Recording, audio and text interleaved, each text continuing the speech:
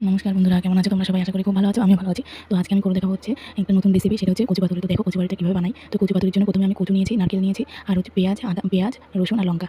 তো প্রথমে কচুটাকে কুচি কুচি করে কেটে নিয়েছি, নারকেলটাকেও দেখে নিয়েছি। সব কিছু নিয়ে ওটাকে মিক্সারে মিক্স করে নেবো, শুধু পেঁয়াজটা বাদে। পেঁয়াজটা পরে অ্যাড করবো এটার সাথে। তো দেখো মিক্সারে মিক্স করে নিয়ে আমি একটা বড় কলাপাতা নিয়েছি, কলাপাতার মধ্যে আমি দিয়ে দিয়েছি সব কিছু। আর হচ্ছে উপর দিয়ে আমি পেঁয়াজ দিয়েছি, পরিমাণ মতো লবণ, হলুদ আর কাঁচা সরিষার তেল দিয়ে দেবো। এইটুকুনি দিয়ে আজকে তোমাদের করে দেখাবো। খুব ভালো লাগে খেতে, অবশ্যই ট্রাই করবে, তোমাদের ভালো লাগবে খেতে। বড় কলাপাতা নিয়েছি, তোমরা চাইলে অর্ধেকটুকুনিও নিতে পারো, কিন্তু আমি বড়টুকু নিয়েছি যাতে পুড়ে না যায় আর ভালোভাবে হয়। এবার আমি সব কিছু একসঙ্গে মিক্স করে নেবো।